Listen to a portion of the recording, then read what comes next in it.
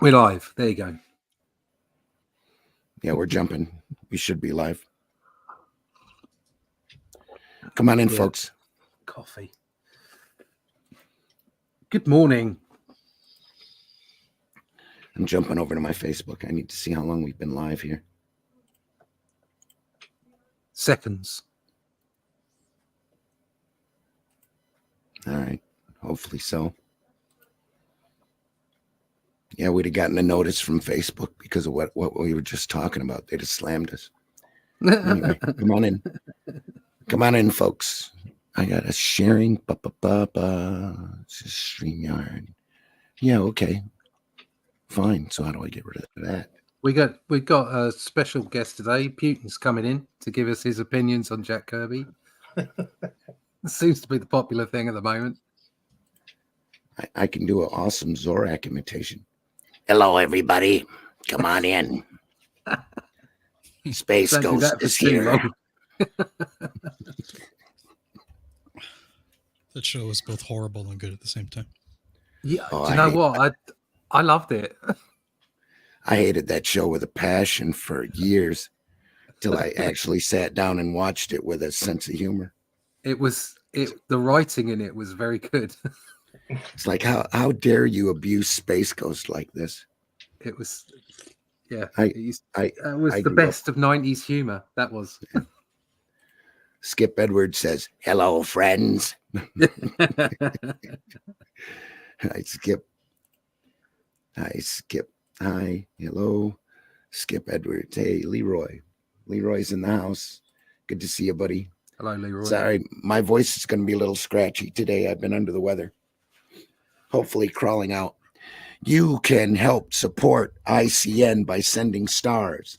You're over on an Indie Comics Network channel and can send us stars. Send us some stars and help support the Indie Comics Network, which is growing greatly. We just added a couple of, I believe we added a couple of new shows this week. So we want to welcome those people aboard to the Indie Comics Network. Both, I think, are very good additions to this programming. Can't wait for you to see it. Woohoo. New shows. New shows. Yep. New shows. We are looking at SLVER STAR, the Graphite edition, today on Comics by Night. We're going to run the opening and then we'll get stuff underway while I hack along. Here we go.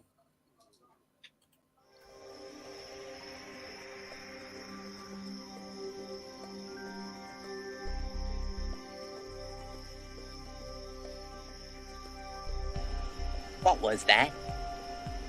This is not a charade. We need total concentration. Now, once again, this time, with theory.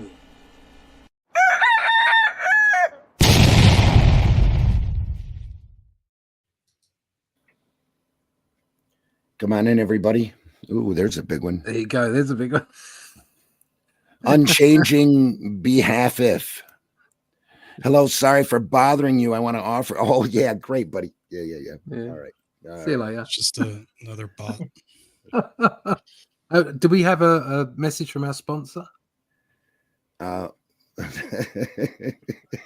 Sorry. Yes, we do. But I might wait until the end of the program. No, go now. To run that one. Arrow. I do have this one. This podcast is brought to you in part by Arrow Comics. Buy more Arrow Comics. arrowcomics.store. Yeah, do it. Buy more Arrow Comics. One more Arrow Comics. I have another one. It's not Arrow, though. Oh. It's our friend Dennis. I think I'll wait until the end. Just show you that. It's funny. Okay. It's the stuff that you see while you're, half alive. Watching TV, flat on your back, sick. So, okay.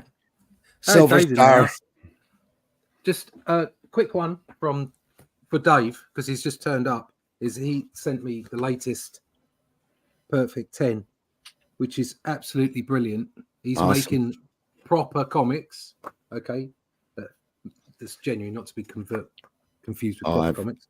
I But gotta look, get this those. is great stuff. Absolutely great Yeah. stuff. He's making real comics, real stuff, and he was very nice and asked me to be involved with a roster of artists who he's got some brilliant artists, and he got some good colors on it. I did a piece for his Sweet. Yeah. artwork, and the colors came out lovely, Dave. Well done. It's excellent. So Morning, really Dave. really pleased with that. Lovely package. Thank you very much. Go buy Perfect 10. It's very very good. Yeah, I've been meaning to buy those for a long time. Good I stuff. gotta get in on that. Yeah. Been looking for some good superhero stuff to read. How many issues is it? It's on issue 4, I think. Right. So that's the other thing, is continuity. He's making a story. It's good. It's good stuff. It is exciting. It's fun. It's like comics used to be, you know, like we all say about the Bronze Age. It's good, solid, fun comics. Okay. Right. Modern twist on the artwork, really nicely done. He's got a great artist, lots of energy in the art. And the books are coming out, you know, on time, and you've got something to follow. I mean, he's on issue 4, and it's one of the few things that I've actually bought every issue of, you know. So Right. I'll be getting issue 5 as well. It's brilliant. Good. I'll check it out. Magic. Definitely check it out. Like I say, it's modern comics. It's not a Bronze Age comic. It's not doing what we're doing. Okay, but it's the best, as far as I'm concerned, of what modern comics are like, and it's got a lot of energy in it, and it's a great story. So yeah, buy it. Wow, I don't even know. Digital tier for it because they didn't want to pay for shipping and stuff. Didn't have the Yeah. budget for it. Unfortunately, he's in Europe, so yeah, the budget for on you know, all of us have been screwed over postage. This book that we're on at the moment, Russ owes Dave some money, it seems, from Leroy. Yeah, Brett does the checks in the post. The book that we're on, the Shadow Kingdom currently, that's going to have to be produced in America and posted in America for American clients, you know, for consumers, because that's the cheapest way of doing it. So we're going to have to spread that across. So I'm going to have to, hopefully, touch wood, there'll be some people from Europe and the UK that want the book as well, and I'll be doing the print and distribution for that over here. So we've got like a 2-center way of doing that. So I think that's the only way of making that work. We're using RJ, aren't we, for that? We're still talking about that. We're still talking about that. So however that works, basically, but it's to get the price down as much as possible so people can get their books. Well, by the time the book is out, Arrow might have a couple of distribution deals in place. Other avenues. Yeah. So let's see how that goes. But effectively, very nice. Yeah. Effectively, if I've got to do that over here, then I'll do my end, and the US. Oh yeah, we'll get it. Distribution point. We will get it done over here, one way or the other. Absolutely. Cool. I've been trying to figure out how to block this guy, and I haven't figured it out yet. Just ignore him. No, it's on Twitch. It's probably on mine. It's probably coming in from mine. Oh no, I'm not on Twitch. Not today. Mine's on. Yeah, it's on Twitch. It should have been for whatever on, reason. I just can't get to it. So no, don't worry. Forget we it. won't post it. We'll just ignore it. Yeah, just ignore it. We got 4 people on Rumble checking out the show. Excellent. Hello, Welcome. Rumble. If you're listening on Rumble, or the chat won't show up on the show, but I'll. Yeah, please do. Absolutely. Yeah. We welcome all kinds of comments. Just don't try to sell us anything. That's our job. We've got to sell you things. Our job. Unless you have a comic, then hell, we'll help you out as much as we can. Russ trying to block me. I would never block you, Skip, ever. Why? Because fuck them, that's why.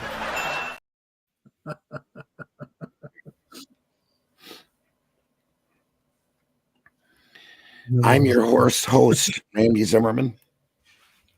I'm editor-in-chief of Arrow Comics. Just sent some print files to the printer yesterday since I was feeling better.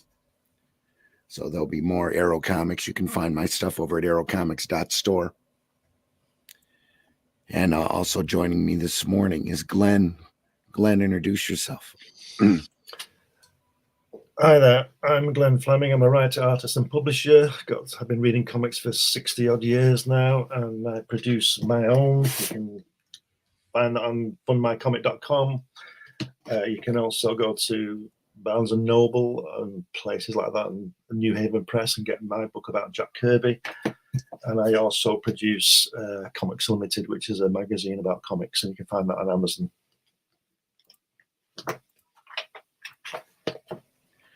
I got the latest issue. Or did you get? Is it okay? Oh yeah, it looks great. It's fantastic. Also joining us this morning is Russ. Russ, introduce yourself. Hi, my name's Russ Leach. I'm a comic book artist from the UK. Worked on stuff like Batman, worked with Warner Brothers, Marvel, DC, lots of Doctor Who. My own stuff, Only Death Can Save Us. And lately I've been working very closely with Randy and Arrow Comics on The Shadow Kingdom, which will be out for crowdfunding on Fund My Comic in March. So there you go. Check out, if you want to find out anything about it, go to my website, russleach.com, and sign up for the email list. And you can find out all my other connections there as well. Also joining us this morning is Whiskey. Whiskey, introduce yourself, please. Or not. Yeah, I'm the lead for Bayonet and Ricochet. I'm I guess the creative director or whatever. We make 3D models, action figures. We have a tabletop game in development and a comic book also in development. You can check me out on X there at the bottom left, right there. Send me a message if you ever need anything made, and I'll get you hooked up. All right. What is that? No, that's my Facebook page. How do you like that? We are live. Come on in, folks. We are looking at SLVER STAR, the Graphite edition by the great Jack Kirby. This was printed by someone who prints their logo incredibly small. small press limited. Tomorrow's publishing. This is specifically for people who are not old. How do you read that? I don't know. It's that big. Oh my goodness. It should be 3 times larger so everybody can read that. Anyway, I love Tomorrow's because they love Kirby. So, and they print the great Kirby. What do they call that? It's not the Kirby Treasury. They call it something. Sorry, Jack Kirby Collector. Jack Kirby Collector, yeah. All sorts of great material. And this is a great little collection that has the entire SLVER STAR series in it, even though most of it didn't see print. But they were able to get a hold of the lettered pencil work from the Kirby estate and print the book.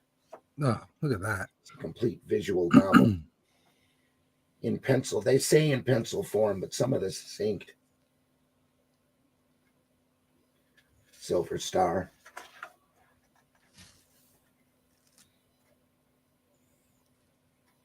There's the great Jack Kirby and Steve Sherman.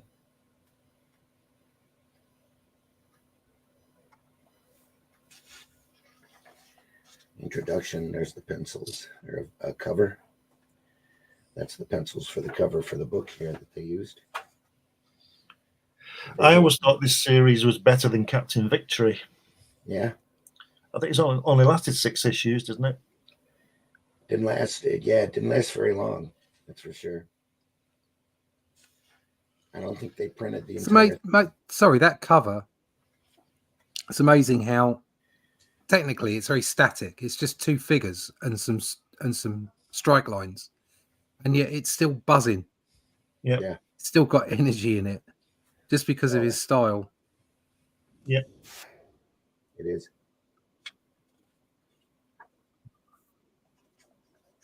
Oh, here we go. Kind of a, That's Darkseid's brother, isn't it? what? It's Darkseid's brother, Darius Drum. Oh, Looks there like you are. Darius Drum. Wasn't he on X Factor? he died, didn't he? Yeah, he did.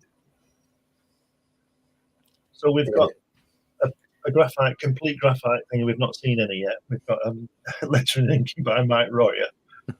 Yeah. That's lovely pencils though on the left there. Yeah, fantastic, isn't it? I mean, that's, I keep jumping in between how far I should push my pencils. I think part of that was, I'm not sure about this, but I think part of that, the full pencils like that, was because Kirby was fed up of his artwork being changed somewhat. Yeah.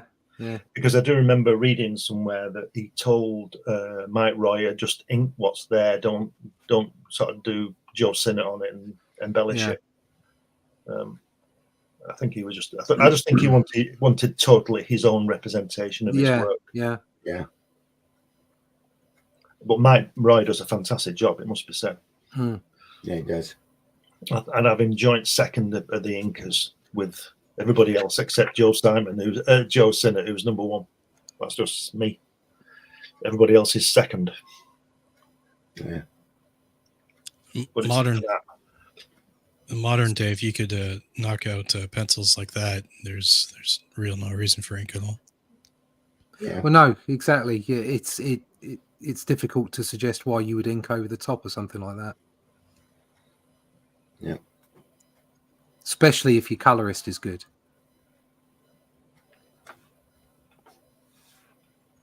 Which would be a little rare. So if there's one thing Kirby can do, it's explosions, isn't it? Yeah. I mean, he's obviously seen that, hasn't he? Yeah.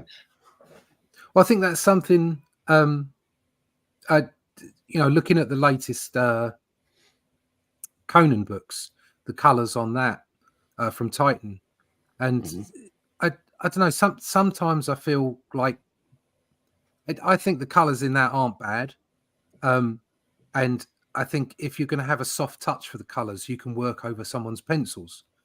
But I tend to find that, and Whiskey put a good example of this up a while ago, is that if you've got really nice inks that are clear and defined in like this, it's almost like you want flat colors in it, or at least not very uncomplicated colors, so that you can let the inks shine through. Yeah, I would agree with that. And that's something that we tried to do on Shadow Kingdom is just have a kind of a retro coloring like the old Conan magazines, Conan comics rather, the monthlies, and give it that kind of clean look so that you can let the inks shine through. And if you've got to have color because people are, the consumer base isn't as eager for black and white comics anymore, then do it in a way where the inks still get shown. I think a great example of good colouring and good inking is on Cam Kennedy's Light and Darkness War, because he hand painted it.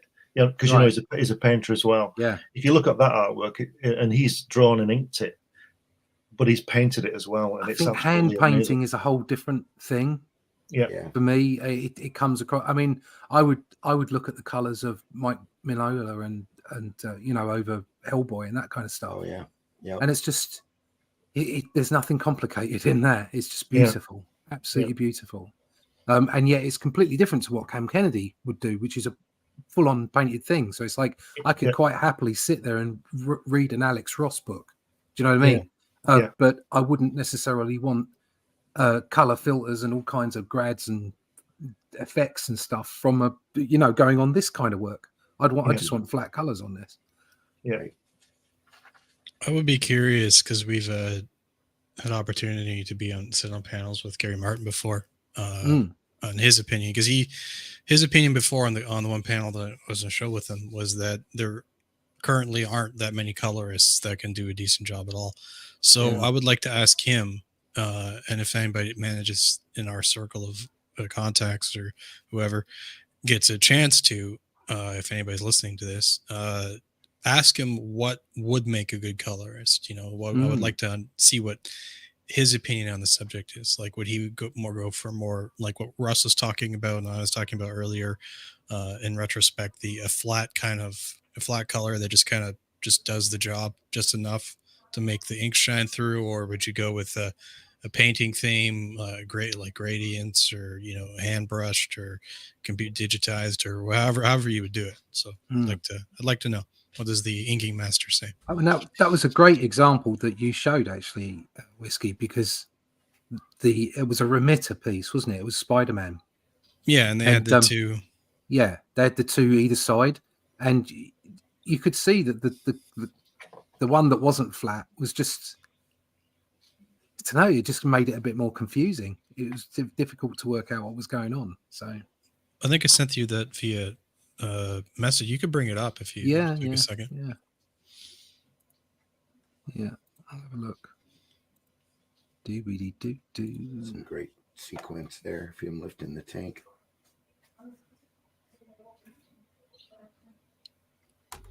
There. Get back over to the chat here. The bottom panel on the left, that's a really gaping mouth. Yeah.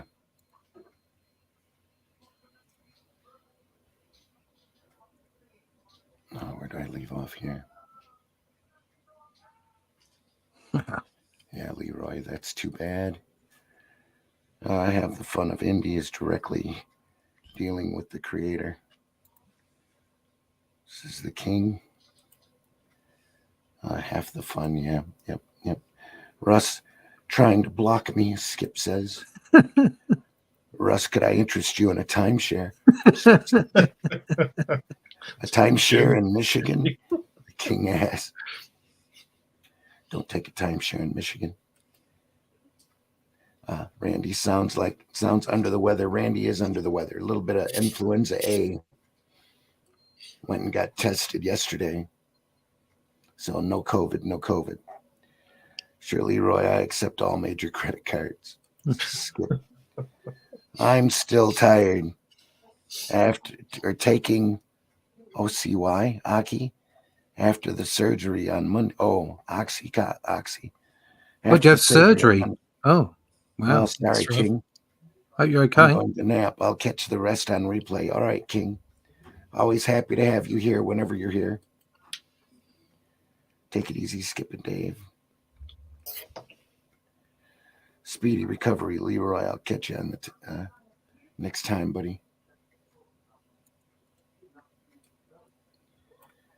Yes, and then Skip says, I really don't buy color comics anymore. Been getting Bande Dessiné and artisan editions more than anything anymore. Yeah. Yeah, well, yeah, I've been doing a lot of that. There you Skip. I guess there's a market for both. Mm-hmm. I think, I mean, the problem we've come up against is we've just seen examples of where people have been doing some great black and white work and just haven't found any traction. Yeah. So we decided to go with the color. At the final hurdle, we had decided to go with the color. We will want to bring out a black and white version, an artisan version, without doubt. But we're thinking about maybe doing multiple books so we can put it all together as one big black and white option, and that'll sort of, I think that'll be better for the price point as well. It makes me wonder, because I've encountered the people through miniatures and stuff like that, where I can present an extremely detailed piece, something with like lots of intricate details, clearly more advanced than something that's just what they call kit bashing, like something sliced up digitally, made up from different models and stuff. And there are people that can't tell the difference. They can't. It just baffles them that it's like, oh, this one takes like 5 minutes, this one takes however, like several, a week to make, whatever. And to them, there's no difference. They don't see the difference. They can't comprehend the difference. Visually, it just doesn't make any sense to them. And I've encountered the same thing with a drawing as well. like you saw it in the movie Black Sails, or the TV show Black Sails, where in one scene they're on an island and they're discussing this work of art, two works of art, and one's this appraiser on the pirate island. He's saying this is a work of art by this artist. This is a garbage replica or whatever. And then the pirate's just like, if you forgive me, he says tits, right? Yeah. And it's just like, what's the difference, right? Yeah. To the layman, when we're talking about colors and inks and stuff like that, maybe they can't necessarily see the image without the colors. And I find that a lot of people that aren't necessarily interested in art or artist editions tend to be more juvenile in nature. Just they're younger. So I think you've got that right. It's like a general public. It comes. It's there's also an element of there's an element of some art is better than other art objectively, and yet it doesn't seem to make a difference if you put the right logo on it, or if you put in the right intellectual property. It'll sell anyway, no matter if there is something better than that. And I think it's a similar thing with color. Is, like you say, maybe they just can't see it because they're just not attuned to it. At the end of the day, this is pulp material. It's for people to enjoy and have fun with. I mean, I was at a convention. I think it was John Higgins that was there, and he was talking to me about how nervous he was doing live art on the show floor. And they were in the bar, and his girlfriend was there, and we were chit chatting, talking about how silly it is that we do this work, and yet we're very nervous when it comes to doing it live and all the rest of it. And she says, you guys, comic book artists don't understand. Artists in general don't understand, but comic book art can be very immediate. Okay. And she said, you don't understand. She said, it's cake. It's like people love cake. Okay. And it doesn't matter whether it's a Victoria sandwich or whether it's a chocolate cake or whatever it might be. Everybody loves cake. Okay. And what you do is cake. There's lots of different cakes, and people think it's magic. They just want it. They just want it. And you might look at it and go, oh, that's a bad drawing, or I don't like this. But other people who don't do this all the time, who can't do it, see that it's just fabulous stuff, and they just think they get excited about it. So that's a good thing for all of us. But the downside is that often the average person who's getting excited about the cake can't tell you which is the cordon bleu cake and which is just the average cake, because they all taste like cake. Yeah. It still doesn't allay your fears, though, does it? No, it doesn't. No, not in any way, shape, or form. It's still a gibbering wreck most of the time. And you go through the work, you go through any work that you've just done and go, oh, that's not my greatest work. I don't like that. And then 6 months later, you'll look at it and go, oh, it wasn't that bad, actually. And then 6 months after that, you'll just disown it. You've heard of Bob Monkhouse, Russ, obviously. Yeah. But when he used to do his stand-up, if you as an aside to this Kirby stuff before we get into it fully, if you buy his book, it's really enlightening, because what he does, it's how he has a chapter on how to deal with hecklers. And he said, what you've got to remember is that there's only one heckler in a room of 1,000 people, and everybody else is your best fan. Right. And that's what you should hold on to. Yeah. I get that.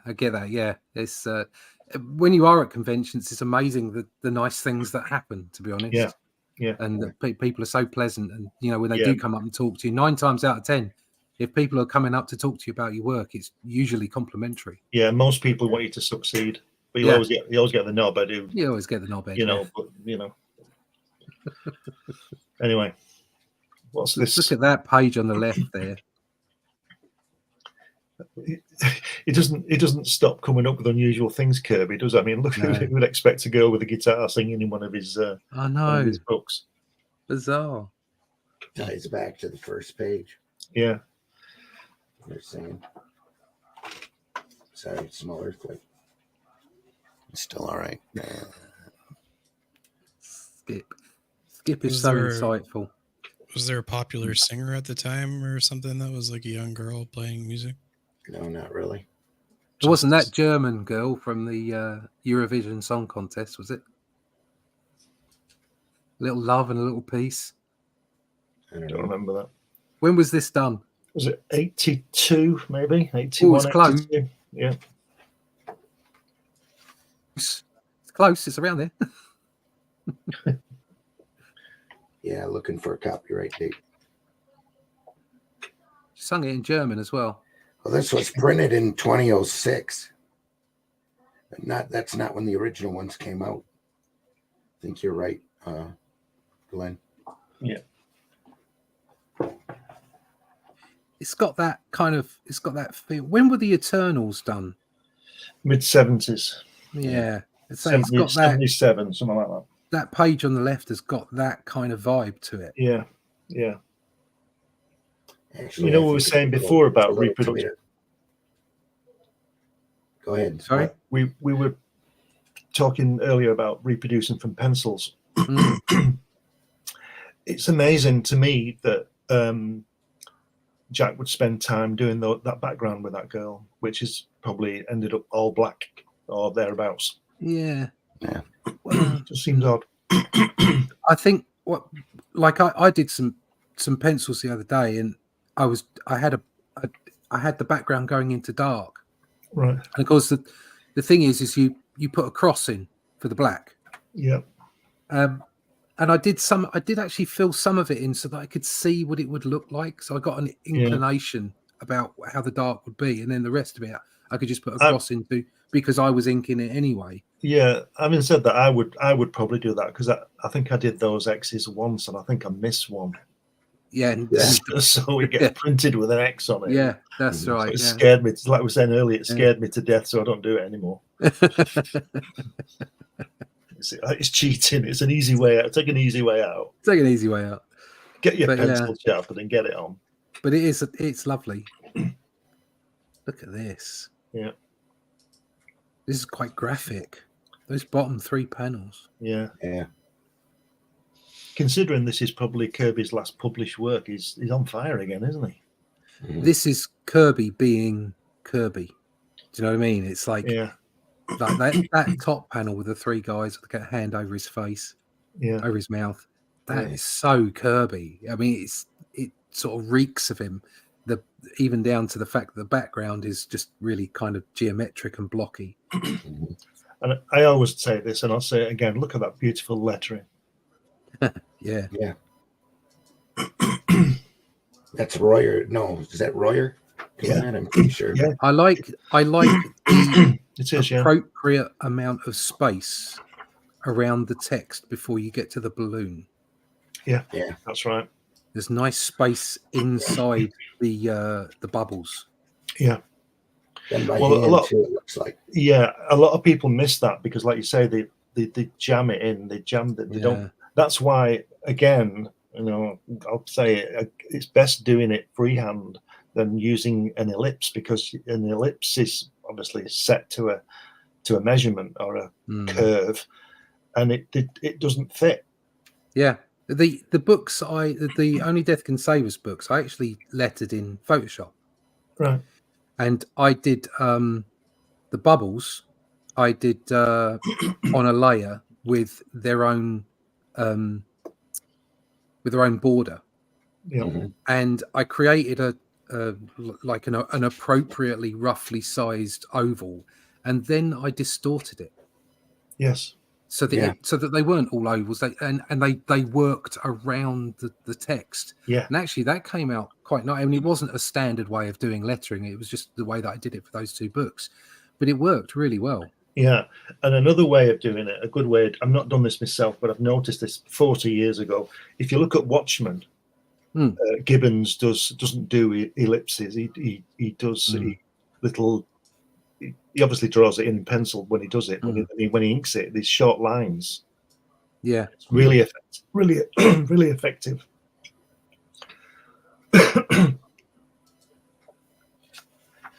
Well, these pages are beautiful, aren't they? They are. Yeah, they're fabulous. It's a long time since I read this. That's great.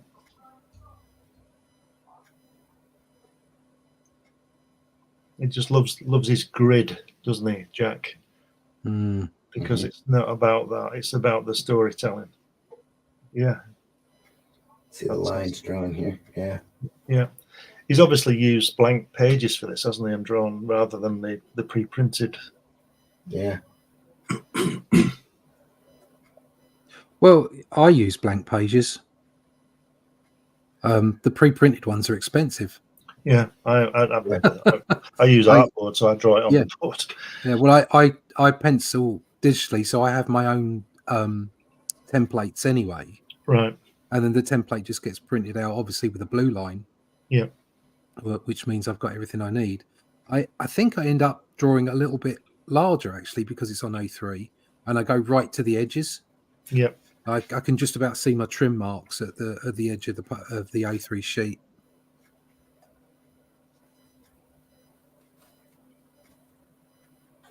Great expression. Yeah, it's good stuff, isn't it? I mean, like I said, this must be his last published work, and it's just right on it.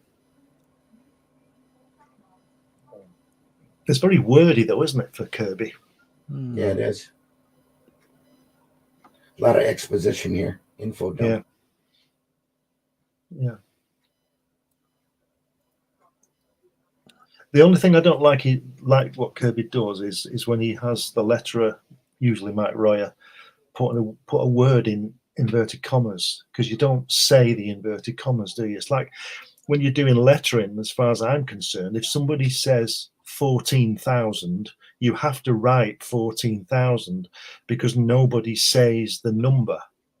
Do you understand what I mean? Yeah. So I don't like the way he puts it in inverted commas, because you don't say that. I think what it is you just can't see him holding his fingers up. Well, maybe, but if you look on the bottom left panel, it's got 40 ton. It says 4. It's got 40. Well, you don't say that. You say 40. Yeah, but you read it. And there's room to put it. Yeah. You read it though. You read it as 40. Yeah, but he's saying it. Yeah. I know he's saying about the speech marks. I find that a bit weird. Yeah. Just put them in bold. Yeah. I've got that thing from Whiskey. If you just want to quickly share the screen. Some of the bubble work here seems a little distracting. Yeah, it's like weird. It's like something's been taken out, isn't it? Yeah. Especially that one at the top. There you go. So, perfect example of colours. Yeah, the best one to me would be the one on the right. Yeah, I like the one on the right, which is more comic booky. Yeah, exactly. Yeah. Comic booky. Yep. Yeah. So the one thing that is quite cool is this ball here, the bomb, where he's sort of like there's a little bit of blur in the background, which changes the foreground. Yeah. Which is in and of itself as an illustration is better presented than this one. Okay. However, the whole point of comics is that everything is pin sharp. Yep. Everything focus, there is no, field of vision, as it were. Depth of field. I just think the lighting is just a little bit overbearing. I really like the one on the right. Yeah. So there you go. We're just old men. For me, it's a big hassle with digital coloring. It's like any tool; it's very easy to be abused. Yeah, where they try to go for the extra shade or the fancy effect when they don't really need it. Do you know what I think's happened with those word balloons that are big, that are too big for what's there? Yeah, I think that because it's not being inked, that would have been tidied up. Yeah. And Jack's drawn that, and then he's written. You've seen the art where he writes the art. He writes the on the board, doesn't he? He writes the script on the board where it appears. And then when you see the original pencils, I know these are original pencils, but when you see previous ones, you can see his hand lettering on it, his handwriting on it, and then Mike Royer's lettered it and tightened the lettering up. And I just don't think he's tightened up the balloons on this. So in other words, I'm probably totally wrong, but in other words, if you look at the bottom panel where there's sort of a line, seems to be like a line missing on the left there, the left one over I think Mike would tighten the drawing up as well. Right. But I'm probably wrong. I'm probably wrong. No, I bet you're right. You're right on 100%. You can see here we're a lot tighter. Yeah. Yeah. That's gorgeous. Look at that. Doesn't Kirby draw big well? Mm. You know, look at the size of that guy. The weight and the Yeah. yeah. And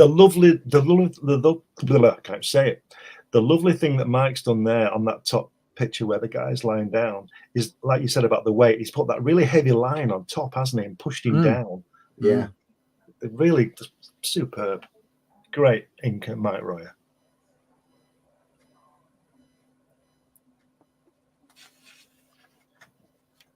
Oh, look at that. Bosh. You can feel that. That big one needs a big scrunch on it. That's what hiding half the artwork, you know. Just get in the way. Yeah, just get in the way. Wow. You creep. Hey. Brilliant. Yeah, you feel it. You feel that panel.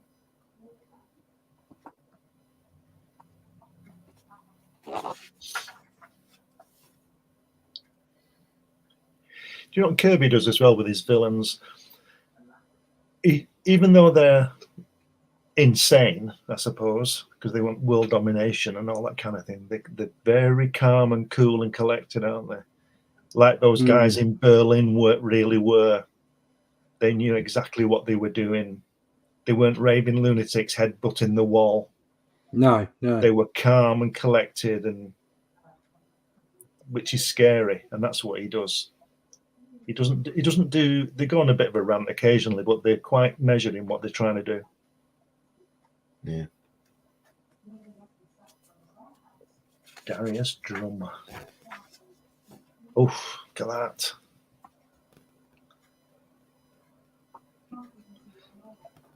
Look at that. Wow. His face is freaking me out there on the right, though.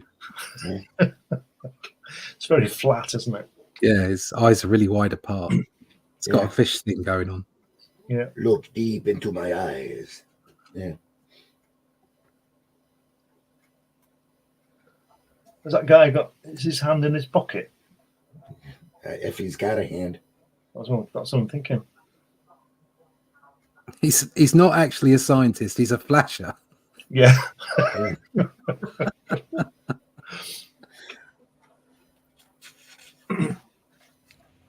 Oh, Yeah. You kids want to buy a watch? Yeah, you see him. going to He's see got some that puppies. balloon already drawn in. Yeah. Border. Yeah. That spread has got Steranko vibe. in Yeah. it. Look at that chair. That's a big chair, isn't it? You could sleep on that. It's a hell of a That's thing. just gorgeous. But yeah, I know what you mean by Steranko. You know, well, obviously Steranko Horses. Got it from borrowed Jack. from Jack. He got it from Jack, obviously, as we Oh, saw in his the way that he grew over time from the book that we saw last year. Or was it the year before? God, we've been doing this a while. Yeah. But yeah, it's got that vibe to it. And do you know what I can see? You know, Minola looking at this stuff Yeah.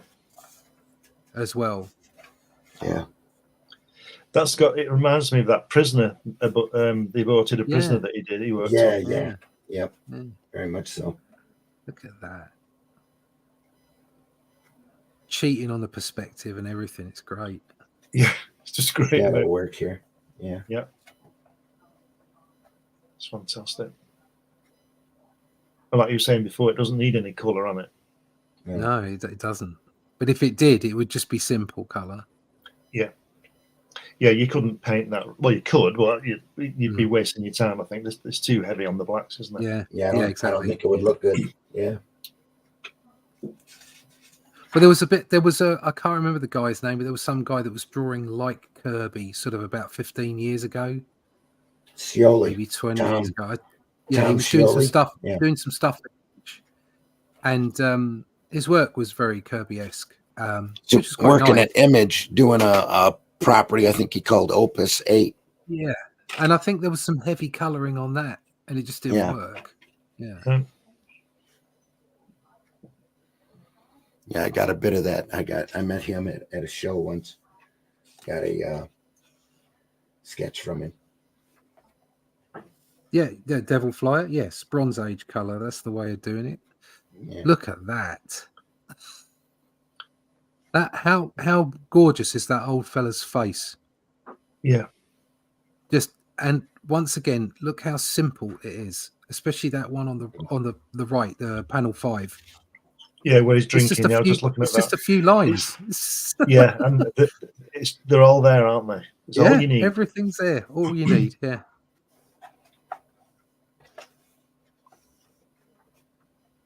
In fact, it pretty much everywhere in this, it's got that. That's what I was saying about it. It's like when we talk about Jim Lee now being the best Jim Lee that Jim Lee could ever be. It's like it's you don't want to say it's a caricature, because it isn't, because it's beautiful work, but it's so definitively Jim Lee, and I think that's what Jim Lee's strength is, actually, is that he is so definitively that you can always mark him out, which I think is the mark of a brilliant artist. And it's the same with Jack. He's being the best Jack Kirby he can be here. This is like pinnacle stuff. He may have drawn better in the past on different things, but the style, the essence is just, it's all down on the page here. Look at that monster. That guy, the guy in the bottom right in the last panel looks like what's she called out? A Tan and Isle out of Thor. Yeah. My previous statement is for everything on this spread apart from that bottom right hand panel. Yeah. I think he just rushed that one out because he wanted to get to the next page. Yeah.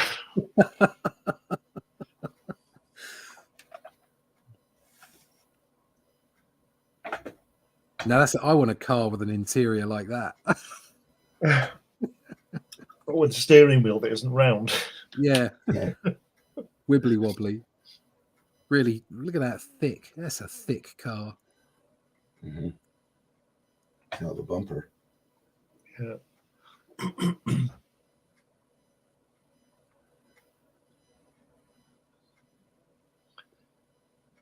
Ooh.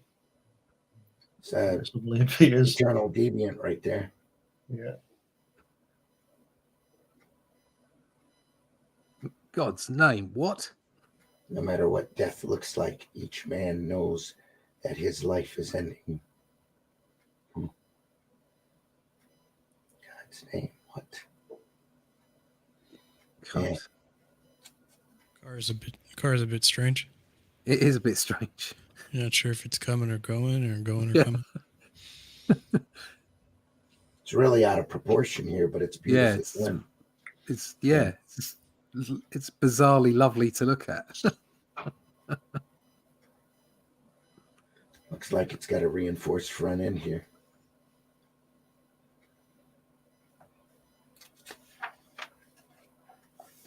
Yeah, definitely not referenced. Look at that.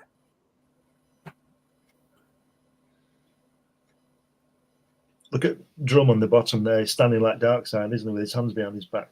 That's how Darkseid always stands. Well, it's difficult not to see Darkseid or Darkseid there, isn't it? Yeah. Oh, look at that horrible face in his hand. Ooh. Yeah. As Jack said to me in person, it's all variations on a theme, and I think this is. I think we're seeing that with it. Yeah.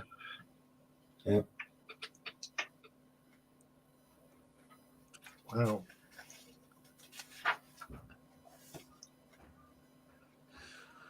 Oh, lovely.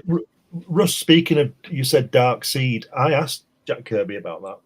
Oh yeah, because I used to say Dark Seed, right? And I asked him which it was, and he said, "Well, it was Dark Side." He said, "But it works both ways." But I thought it was Dark Seed. It depends whether you're using the English language or not. Probably depends on where the ocean is as well. Or where you're using the English language. Yeah, exactly. Yeah. Two societies split by the English language. Iron Man gauntlets here. Yeah. Yeah, definitely. Do you suppose both those characters, the one that looks like Dark Side there, is a representation of Stalin? metaphorically or something like that. It's probably Kirby's representation of evil, pure evil. Could be. Wasn't Stalin stand like that? Yeah, because it went from Hitler to Stalin, didn't it? I mean, it was like Hitler was the face of everything we despised, and then 10 years later it was Stalin, wasn't it? You're saying the concept of variations in a theme just kind of like made me think about it.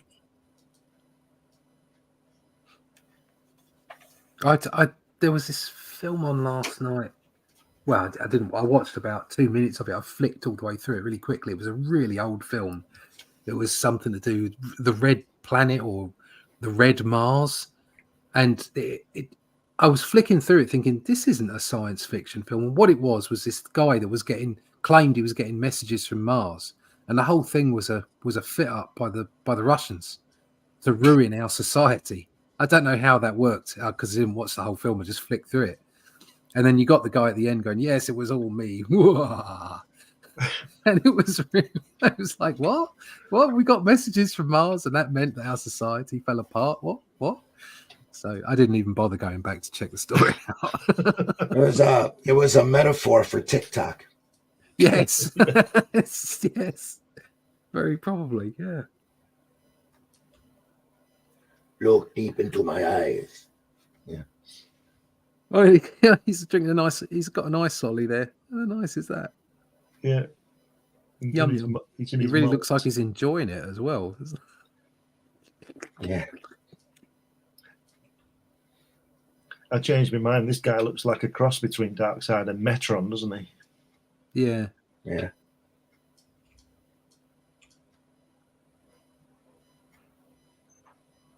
I always thought Metron was evil anyway. I like the way he does the hair flicking out on the fringe, on the hairline.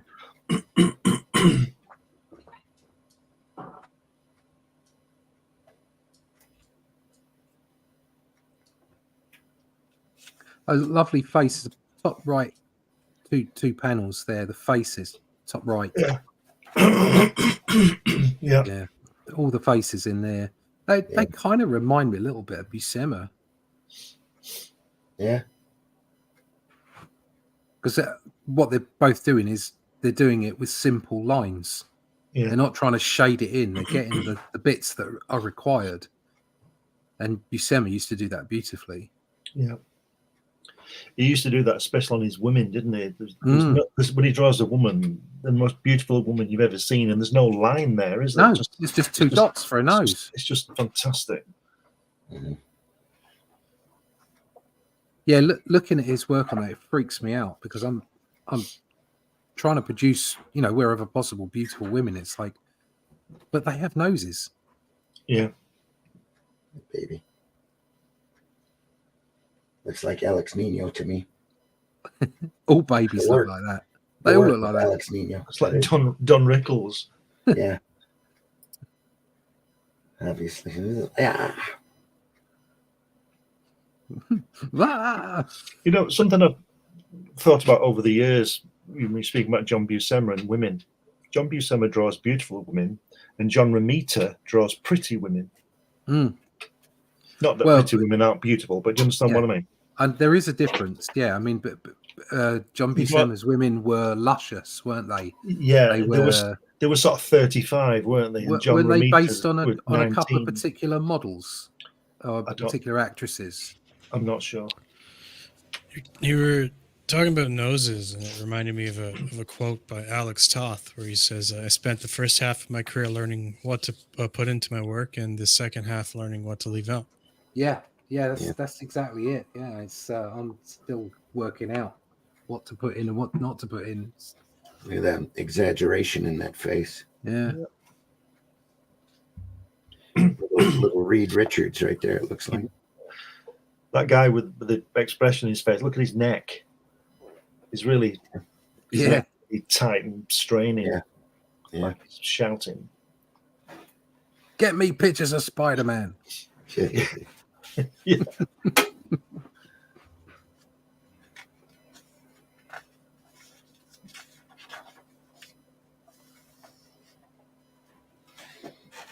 I really wonder. Hope that some if this thing still exists, that Rose Kirby told me that Jack had written a book called The Horde, and it was something like 300 pages or something, but he wouldn't publish it because it was too awful. So yes, he didn't go into it, but I'm just I reckon there must have been a lot of stuff in there from the war, you know, because it was about the way mankind is going or something, and I just wonder if that still exists, or you know, got to be somewhere, I suppose. He wrote it, or he had drawn up a whole 300-page. No, it was a novel. He'd written it. Okay. But he hadn't finished it because it was too apocalyptic even for him, and he was writing it, so God knows what he's put in it. Yeah. That'd be interesting to read if it exists. Maybe it doesn't exist anymore. I don't know. He does those close-in struggle panels really well, doesn't he? Yeah. The one on the left, the first panel on the left-hand page. Yeah. The way they're all grabbing them. And yeah. He does that a lot in that Dingbats and the Boy Commandos, where they're fighting like street fighting. He does that kind of thing really well.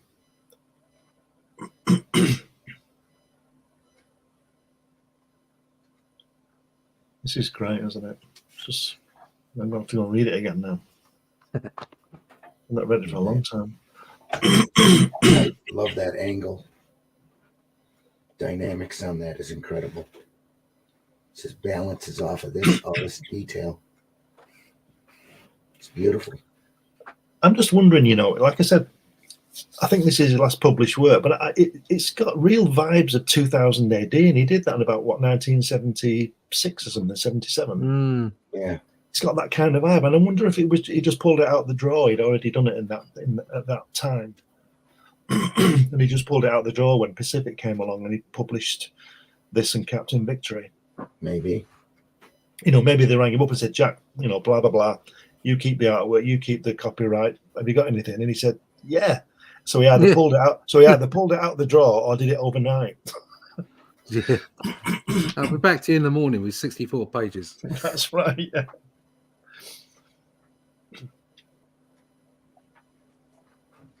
Look at that.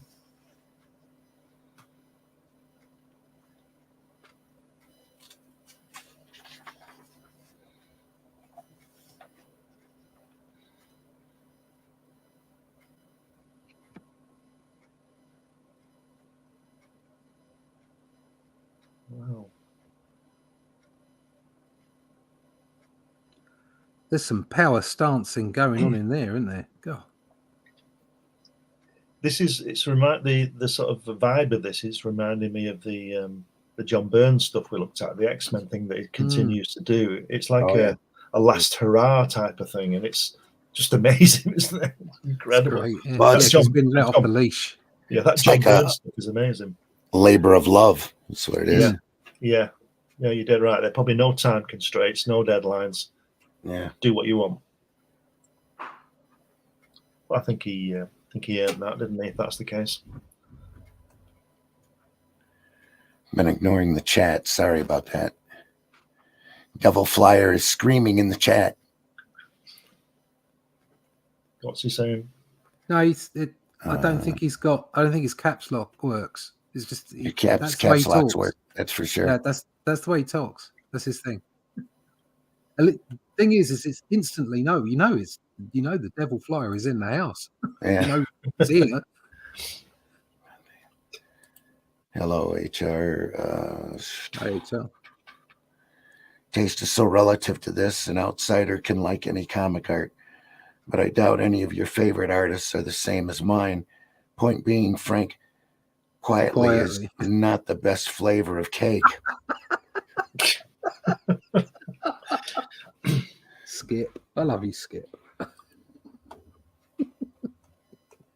Well, if you don't tell us who your favourite artists are, we'll never know. Yeah. He's right, though. He is, yeah. No, I wiped out my. I had a card to post that's got Nancy on it saying, I want a piece of cake. He's going to post it, but I've removed it. I love cake. Everything is It's interesting to look at. Yeah. This is what is this now? Devil Flyer. Who is Kirby? Yeah. Hey, think that's panel and sarcasm. chat. I think so. Hail Dave. Hail Skip. Hail everybody. Hail Leo. Or Leroy. Kirby was that powerful. Thick figures. Maybe from the propaganda war. Time posters. Maybe. Fight with a purpose. Bronze Age color. Hey, Russ. I think anymore it's a color choice. Hey, Devil Flyer, how's the campaign going? Sorry, I'm in out of the chat. Is it I'm at work. in and out of the Skip. chat? Yeah. I've heard of the Horde. Script. Galactic Force.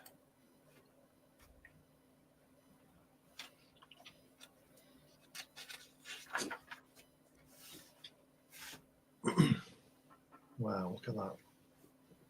That's a typical Kirby pose on the right, isn't it? Yeah. Coming at you like that. In the Human Torch a few times like that. And Thor, I think. Yeah. Yes. A little bit of a long arm there. Look at that Was woman. it Buzz Off, Jinker? Buzz off, Junior. Oh, was it Junior? Don't you dare try to rescue me. Oh, okay. Buzz Off, was dead. Junior. She was dead when I got there, officer.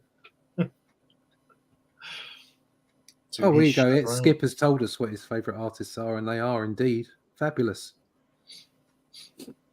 What are they?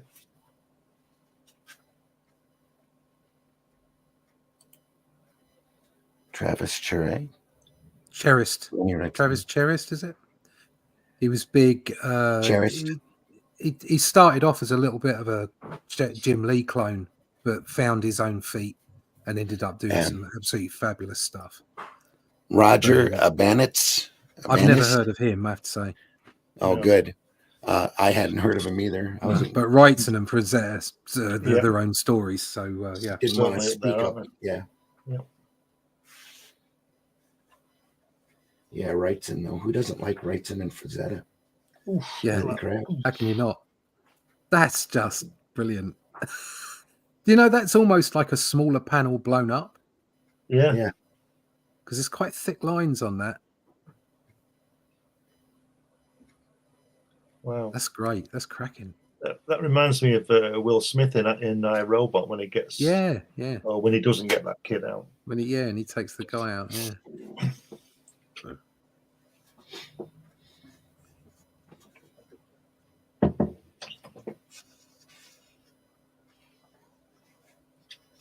Wow.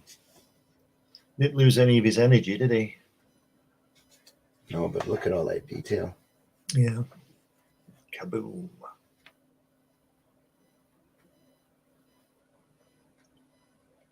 You're alive. And she's still not happy. Well, you know.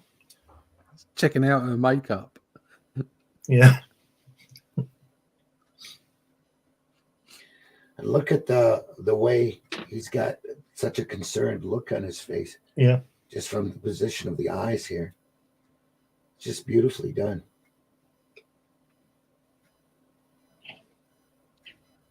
Concern for all sea bass everywhere. Yeah.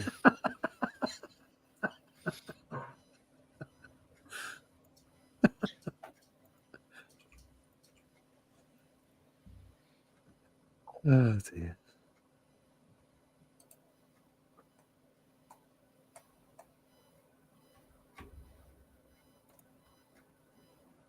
That is a golden-cheeked warbler. It's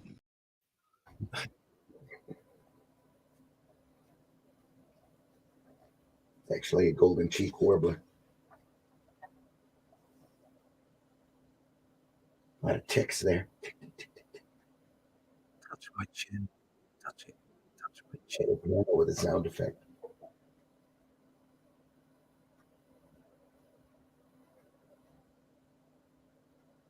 This reminds me more of the Italian, or those Bonelli books than a regular comic. You know what I'm saying? No, I don't understand what you're saying. Okay, we'll have to look at some of those. The Dylan Dog albums that they kick out over, and it's like an entire 120 pages of story. That's one big long story. Right. All in black and white, all done in almost a digest volume size book. It's too bad that format never caught on here.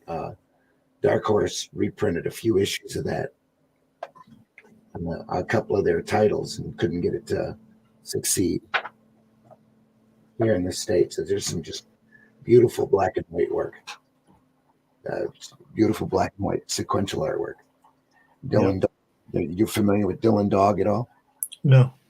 All right, we will look at some of that. Some great stylized stuff. You know, you mentioned the digest size. I've got some Spider-Man and Fantastic Four digest side that are reprints, and I would just think when you were saying that, I was just thinking about them, and it shows you how good the artwork is because you can still read it, and it's just a reprint from FF. Oh yeah, 62. Absolutely. I've got a Fantastic Four digest, and it's pocketbook, and it's amazing. Yeah. You can still read it. Well, look at the Titan publication that was printed over there. For many years, I had 2 pages on a page, and it was printed lengthwise. Yeah. I've got a few of those. All of that stuff. All that stuff was real readable. Oh, that was most of that was a lot of that was Spider-Man Remitter. Yeah. And that's again wonderful artwork, completely readable as you reduce it down. No, it was the whole Marvel library from the 60s and early 70s. Right. Okay. I only remember the Spider-Man stuff really. I think there was some Avengers stuff in it as well. Yeah. Hulk as well. I remember. I did say list that. Give me just a second. Talk amongst yourselves. I just got an email from Argos. It's like a shop, and I get special offers. And it just said to me, he was talking about Valentine's Day. Why I'd want to buy something from Argos? Like, I'd buy a toaster for Valentine's Day. That'll get me lots of love and kisses, wouldn't it? Get the wife in your fridge. It says, love now, pay later. And that makes it sound like parenting, really. Sounds like love now, pay for the rest of your life. But you used to do work for Argos, didn't you? I used to do the Argos brochures. I used to sections of them because they were massive at one point. They were big, sort of 1,000-page tomes, and I used to do sections. I used to art direct sections of it.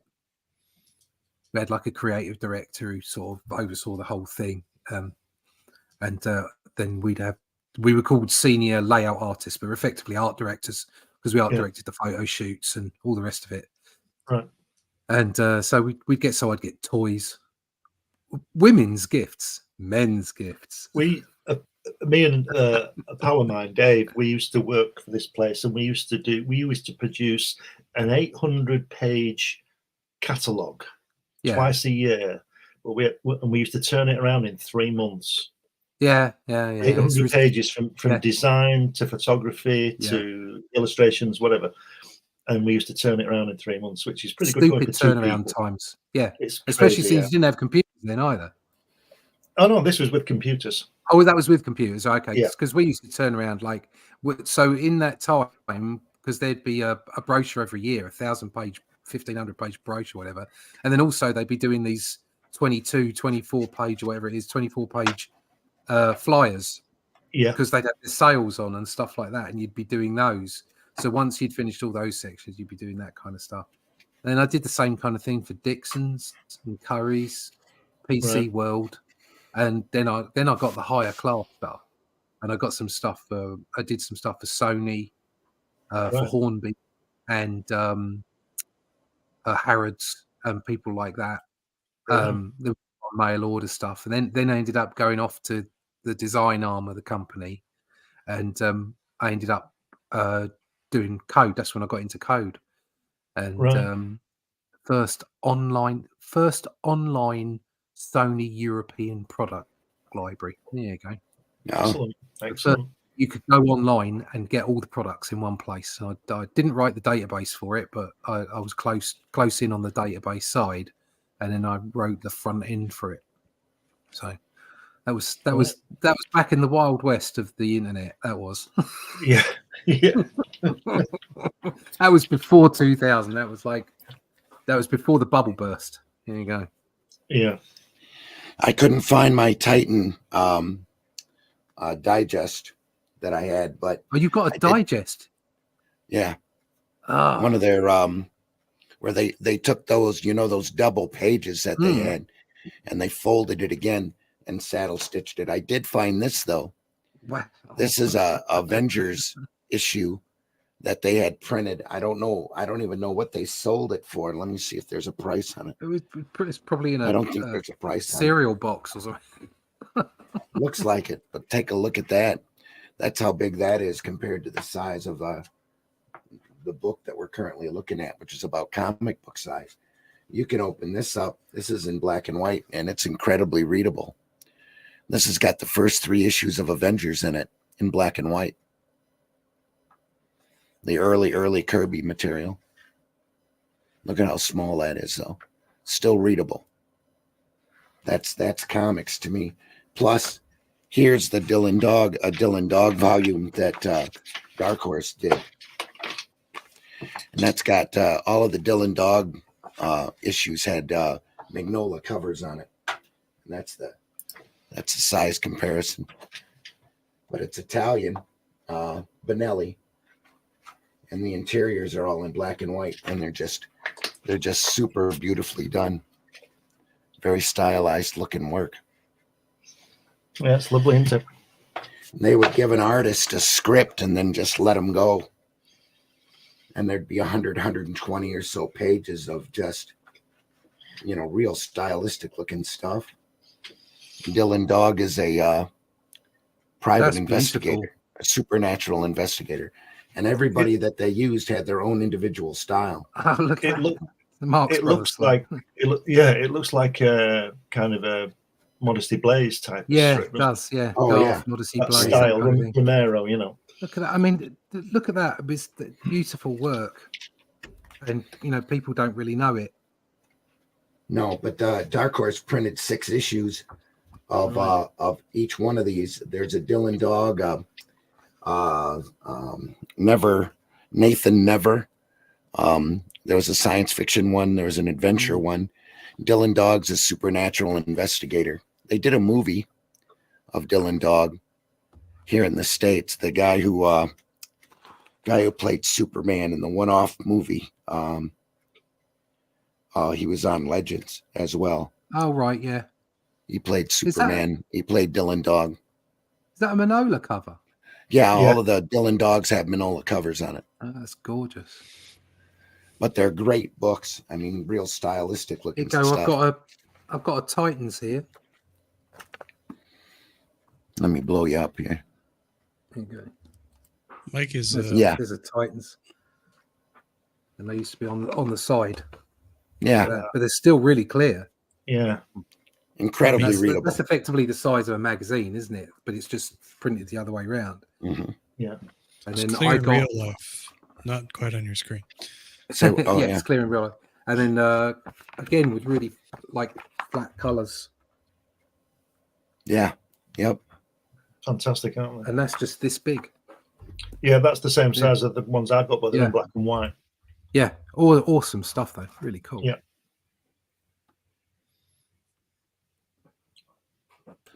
I was gonna say, I think the Western audience is so spoiled by color because of those old Sunday funny pages.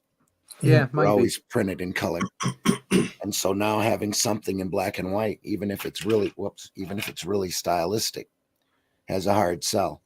But Cerebus sold really well. ElfQuest sold real well when it was out. But that was back in the days when comics were selling really well. That's true too. It's like it's the same old, isn't it? That the bigger that market, then the larger the niches within the market are. Yeah. So you have more people. You have a bigger percentage of people appreciating black and white work. Was Cerebus never hungry in for? color? Say what? Was Cerebus never in color? No, Cerebus has never been in color. No special editions or anything like that. Not that I'm aware of. No, Right. it was always in black and white. But Dave Sims went out and found himself somebody to draw very architectural. Yeah, was it background. Was he called Gerard or something? Yeah, Gerard. And yeah, I saw those two at a convention. Didn't need color, Yeah, really didn't. But the thing with the Benelli books, they have a Western character that's really popular called Tex. And one of Joe Kubert's last works was he did a Benelli book of Tex. Wow. That's just beautiful. Dark Horse ended up reprinting it, and they reprinted it about this size. And it's just gorgeous. We'll take a look at that somewhere up the line. So that's one of those books that the plot on it is very spaghetti Western and very simplistic, but the artwork is all Joe Kubert. It's beautiful. I'm after Joe Kubert stuff now. I'm looking for reprints because I feel like although I liked his work, I never truly appreciated it enough.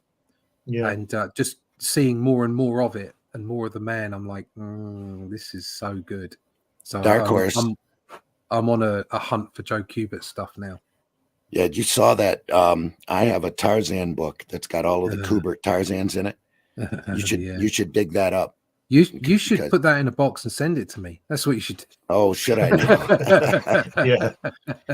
No, that was one of those books where I'm at a show at a convention on my knees digging through this pile of oddball trade paperbacks. Like I keep saying at the end of every show, you need to go through there and look through this stuff because you never know what you're going to find. Unfortunately, we just don't have shows like that over here. We just don't. Here's a whole omnibus thick, like 1.5 inches, 2 inches thick of Kubert Tarzan. It's like holy crap. I'll send it to you. Send it to me, and I'll send it on. Well, if I run across, if I run across another one anywhere, I will let you know. Yeah. Because I'd pay for that. Yeah, I'm sure you would. But but when Russ has paid for it, send it via me. Yeah. Oh, there's a few pages missing. Oh, look, half the book's gone. Just nick it, mate. Don't do that to me. Yeah. I was just, that's one of those books that we need to look through. I'd be interested to know if that Silver Star Graphite edition sold. Oh, look at that. That's every Kubert. He's going to make me cry now. Yeah. Oh. And I think it was $20. Shut up. It's 200 now, isn't it? It's I think it's 52. No, it's 29. Yeah, here. It's 29 US cover price. Right. So that's what 25 quid. Oh, bad, actually, you can. Oh, Kindle edition. Here we go. 60 quid. Not the same. And that's for a Kindle edition. And that's volume 1. No. This is the hardcover. The Kindle edition is 15 quid. Oof, right. Which again, I know it's Joe Kubert and it's Tarzan, but still, 15 quid for a digital copy is outrageous. Yeah.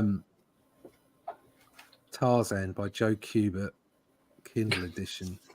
Oh, there's a paperback. Oh, there's the textbook. Volume 1, hardcover, $28.99. You can see that. It's got Bellamy vibes, that, hasn't it? Oh, God, there's a hardcover in black and white. Oh, and how much is that? £111. Oh. That's an artisan edition. It's Joe Kubert, Tarzan of the Apes artist edition. What size is it? Oh, it's got to be beautiful. It's got to be the same size as the Walt Simonson book we looked at. Yeah, maybe. Verified. A truly beautiful package of Joe Kubert's Tarzan, as always, perfect energy. The only reason it hasn't got 5 stars is I love the Enemy Ace book more. Well, that's not a reason not to give it 5 stars. These people are fools. Not only that, but there's an Enemy Ace book also. Holy crap. It doesn't actually give me measurements. That's weird, isn't it? It's got to be, if it's got to be a big one, though. Yeah. It's the size of the originals there. Yeah. Oh, wow. Meanwhile, back to Kirby craziness. Yeah, What's back to that. Just Look at I that. can't look at this anymore. Yeah, sorry. Oh to, wow, there's some detail in there. Go off on a tangent there.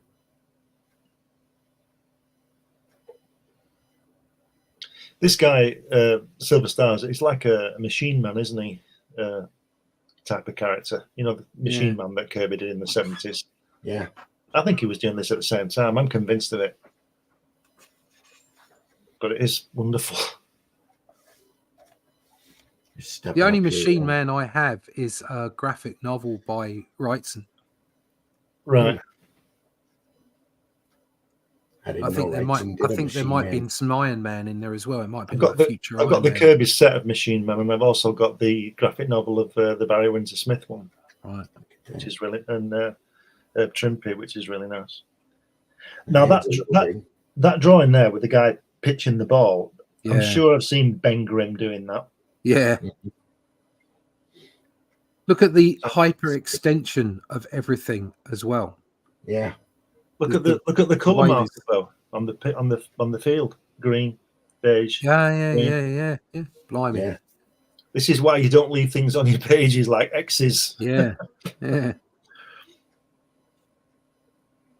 Silver pants.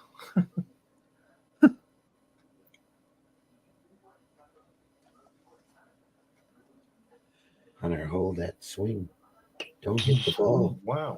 Boom. Crack. Oh dear. Oh dear. Dead. Don't hit the ball. Devastation. Oh, look at that. Norma.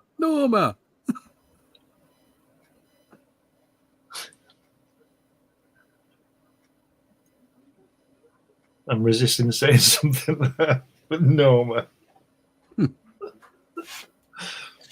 at that. Permit me, my dear. Don't bother. That look of disgust. Yeah. She's really not nice. Darius Drum.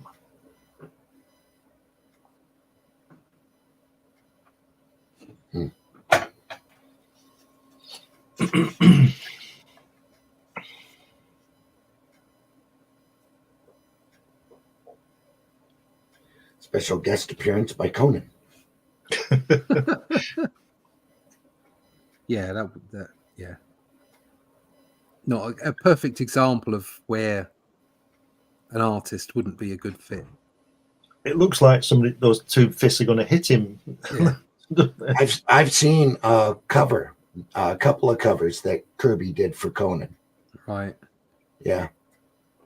Anyway, here in the middle is Professor Horton, going all the way back to Captain America 1. Yeah. Look at that. Oh, got that. Wow. Just throws on a couple of random horses, on the carousel.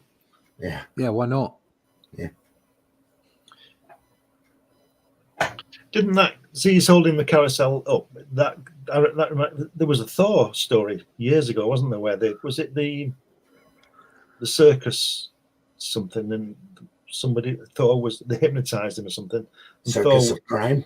Yeah, and the ringmaster. Yeah. And didn't they have Thor doing that?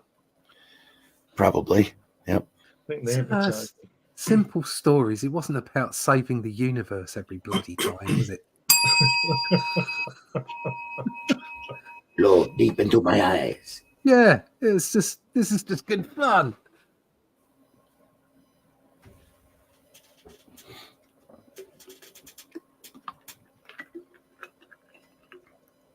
Crowd scenes. Yeah. Look at that tight panels here. You don't see Kirby doing 11 panels on a page very often. No. Especially during this era. And then boom, look at that. Whiz. Just gorgeous. That looks Crazy like stuff. New God 7, that Glory Boat ending. I've just thought. I've just remembered. This won't be his last published work. Last published work, I think, was Satan 6. Hunger Dogs in 1984, wasn't it? Didn't he do Satan 6 after that for Tops? For an issue or two? Yes, he did. You're right. See, Yeah. told you I don't know anything about the man. Nothing at all.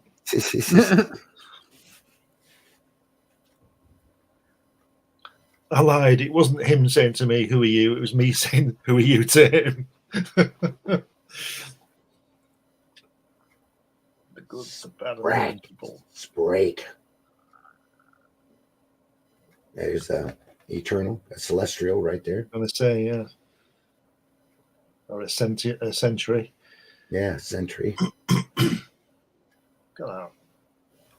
Look at where he's just casually burning his hand with his hand. You know what I mean? He's not giving a quick zap. And the curve on those buildings is great, isn't it? Yeah.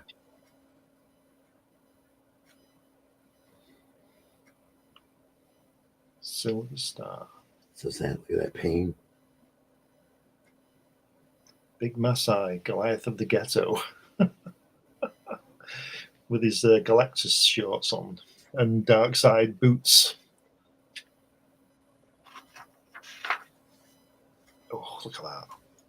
No, it didn't need ink in that cover, did it? No.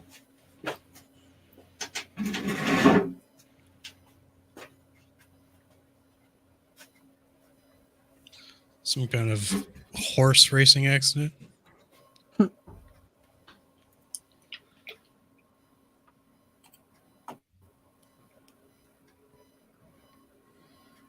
Sorry, I've been ignoring the chat again. Fave artists, yeah, we went through that. It's European, look it up. Book, look up the book Jazz Menard. Very Wrightson influenced, but a more modern brush style. That Dylan Dog book looks very similar to Jazz Menard. I'll be buying the afterwork. Thanks. Yep. Great Magnola. Anyway, with the Benelli books, they've been coming out for decades over there in albums. Just some beautiful stylistic work. Panoramic comic format. Cerebus and Spawn 10. Yeah. Was even in black and white, if I recall. I think you're right. At least Cerebus was. He was always a layer of Zipatone. Gilbert is fast brilliance. Yes, it is. HR. Wow.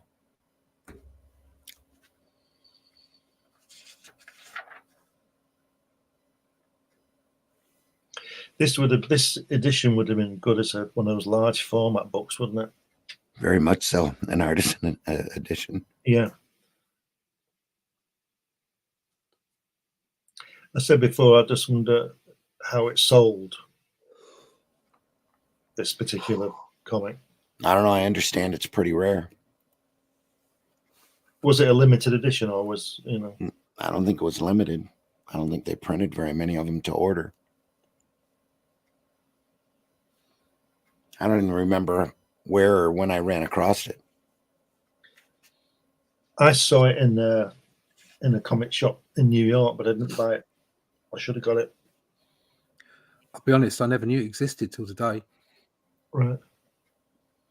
I've got the color, the Pacific version. It's 9-panel grid here. Yeah, I've got a couple of the Pacific issues, I think.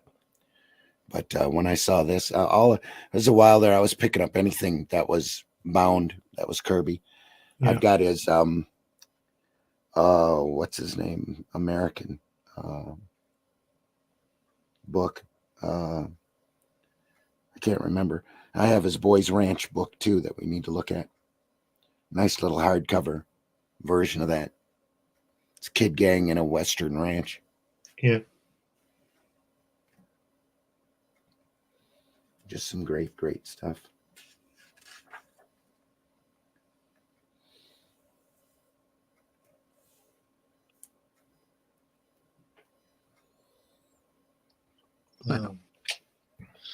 Sturdy girl. Yeah. Hmm.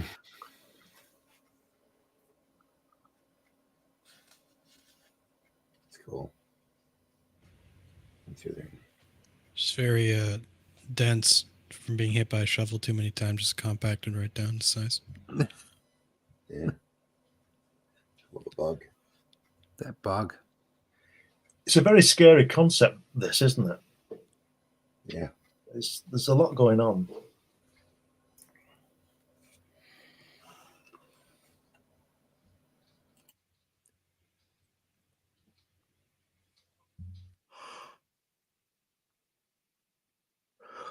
Oh, silence. I'm just looking at the artwork. It's fantastic. Sorry there. So, A little bit of hacking. heckity heck.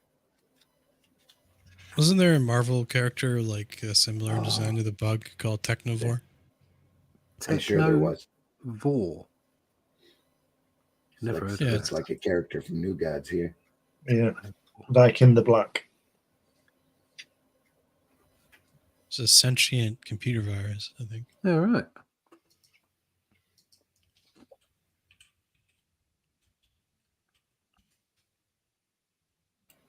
Man.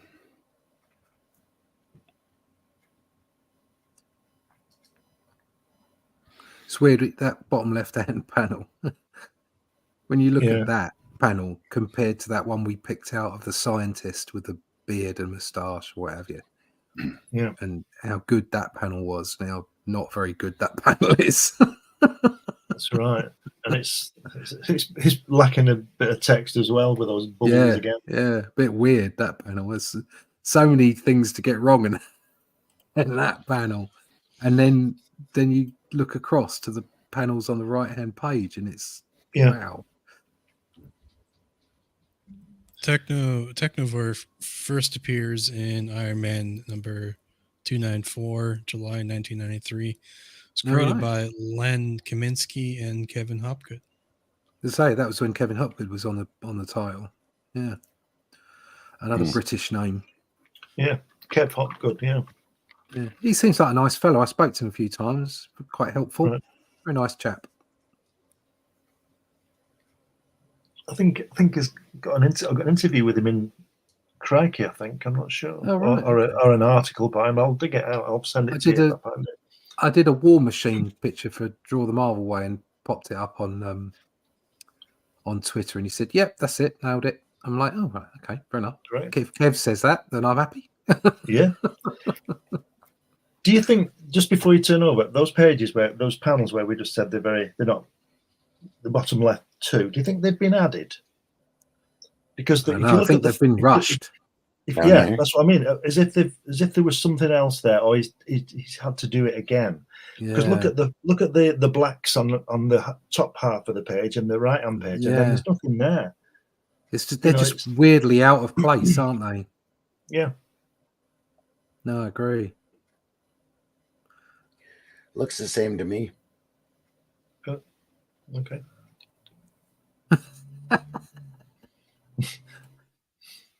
I think they look weirdly out of place no matter what, because just the quality takes a dive. Yeah. Compared to the rest of the spread, just massive dive.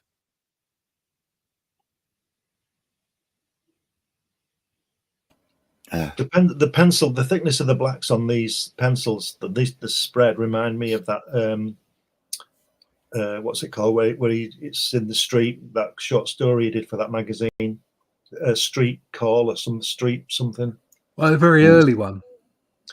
The one from the 80s. Have you seen that? Oh no, I've not seen that one. No. Street is. I think it's only about 10 pages long. It was in a magazine. Was it Argosy magazine or something? Huh.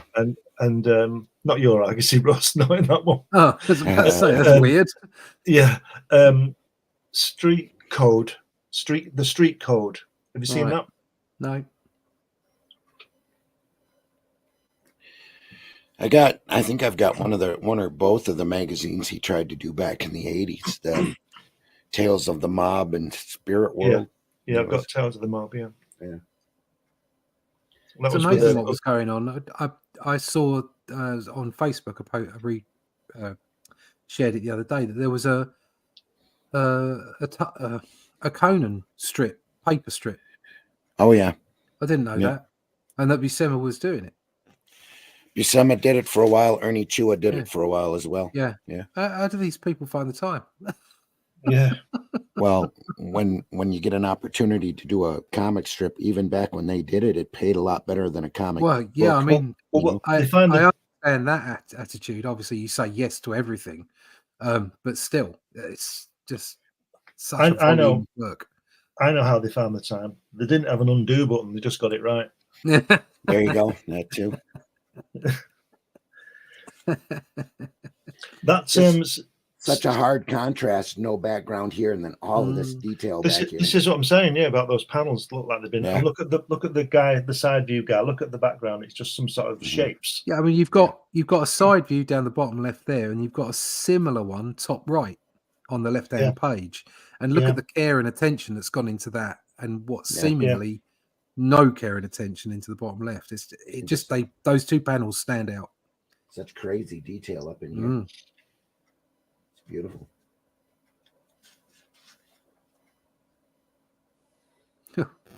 Look deep into my eyes. He loves that shot, doesn't he? He does. Yeah. It's a great filler shot, that. That shot there, with the eyes could be Odin, Dark Side, Galactus, Orion, Galactic. Yeah, anybody can. Any of the above. Yeah. Yet he knew not to stay stagnant, so he put it on the angle. Yeah. Oh yeah, the things that he got, the things that he did with storytelling that were just instinctual by the looks of it. Yeah, at this point, amazing. Especially. Yeah. People take lessons and look into, how is this the best way to do this, and how do I keep my energy in a flow, and how do I keep the story going? And this guy was just, it was just totally instinctual. Yeah. That's a big hand. Mm. It's just weirdly, occasionally, some digital lettering shows up. That's not digital. That's done by hand. There was also one where he said death a couple of pages back. That was hand. That did not look like it was done by hand. Oh, yeah. You can tell. Look at the bottom of the A's here. It's all done by hand. Just Mike Royer being the professional is what that is. But they stand out. They're just weird. Oh, yeah. Yep. Tell you here. You go back a couple of pages. Don't know. Go on. Keep going. I'll tell you when. There. That's by hand. That's bonkers. No, it's hand. That's hand drawn. Right. Oh, I think it's digital. But the bubbles, like, that's in the wrong. That is just really wonky. Yeah. Well, again, the bubble was probably put in by Kirby and not corrected because it wasn't inked. Yeah. No. That's just weird typography. After very odd. Very odd. It stood out to me anyway. Again, Royer having. Check his legs out. Look at that. Yeah. I got big bendy legs. Look at the detail in the buildings. He's standing on them too, man. He's standing and the traffic lights. The traffic lights. Yeah. Wow.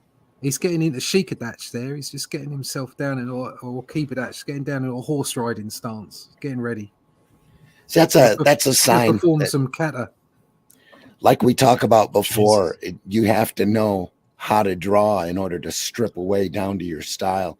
This is so beautiful here, This whole signpost is just amazing. Bonkers. Such detail just in shadow and sets of blacks. It's just great.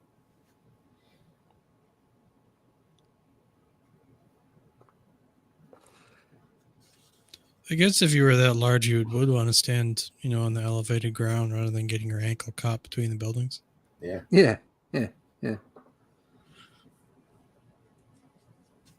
Stub your toe. Is that guy on the previous page the guy who works for J. Jonah Jameson? Which one? The black guy in the middle. What's his name? What's he called? Robinson. Robinson, yeah. Robbie Robinson, isn't it? Yeah. Yeah. Robbie Robinson. Oh, leave Peter alone, Jay. Get me pictures of Spider-Man. 6,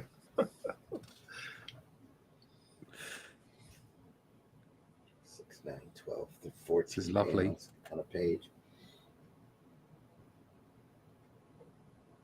Yeah, that page. Yeah, That page with all the panels has gone into Hunger Dogs mode. Yeah. love the wide panel. The sort of no, not that one. The one above it with the face.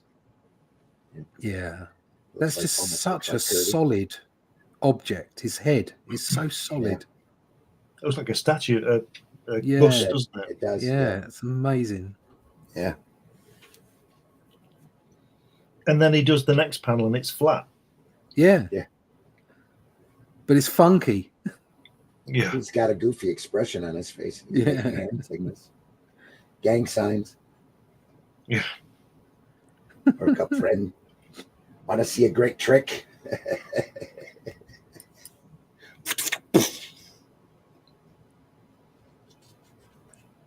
Pull my finger. Pull my finger. It's not the exploding man. Oh, Yeah. look at that. The building's going past so fast. That's just... Yeah.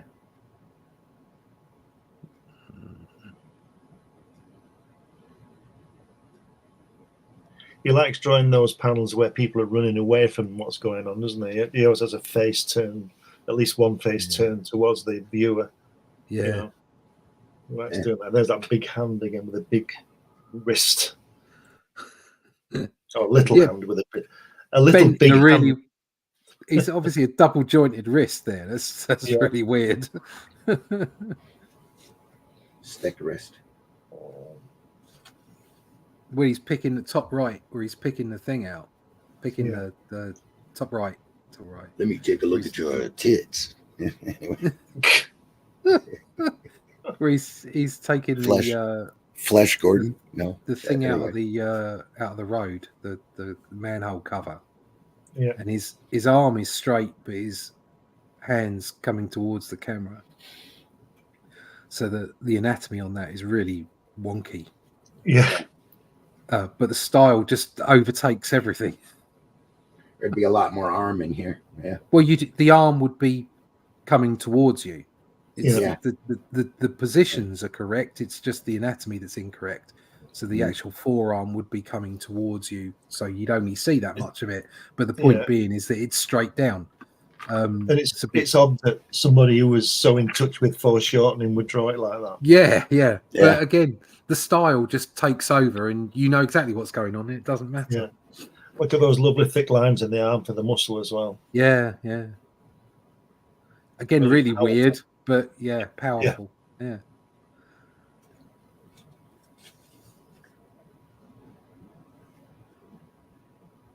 That really is Darkseid.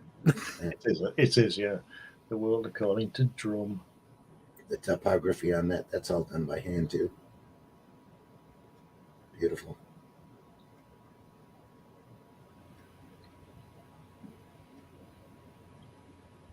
How much we got But left? the unevenness in his face. Not Yeah, enough well, for it's another really episode. wonky, isn't it? Yeah. So, not 'cause not we're enough for at another 10 episode. too. No. Ooh, look at that. Oh, look at that. Look at that. It's really something, isn't it? That cover in pencil. God. Isn't that great? Is that what you were talking about? Yeah, the folds and That's amazing, isn't it? just beautiful. Wish they could be side by side so you compare the two. I don't think that was ever inked. It was says- just before. In my opinion, that's better than 3/4 of the covers he did for Marvel during the 70s. Yeah. It's just beautiful Yeah. looking. Yeah. Go back one page. Yeah, go back one page just to look at the ink. Oh yeah, there it is. No, it's definitely nicer in pencil. It is. Yeah. And it's not like it's not nice in ink. It is, but it's definitely nicer in the pencil. This looks like it was hand done too. Mm. That's not the way they would have done that. No wonder he gets Yeah. mad at the inkers. Yeah. I mean, that's a great inker over him, and you can see that something's been lost. So Yeah. you imagine a crap inker over the top of him. Bruce Berry, inked and lettered.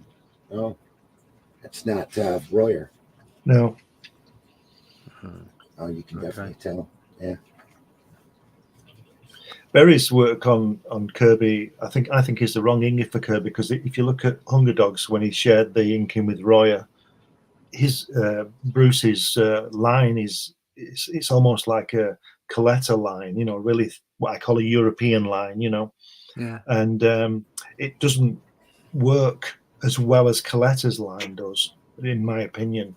It's good, but it's not as good as it might be. That's funny because when I look at Coletta's work, the last thing I think of is European. Right, I'm just talking about the thin line. Yeah.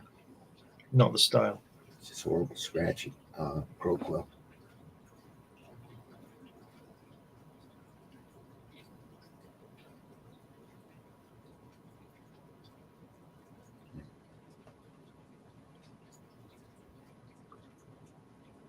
Fantastic, isn't it?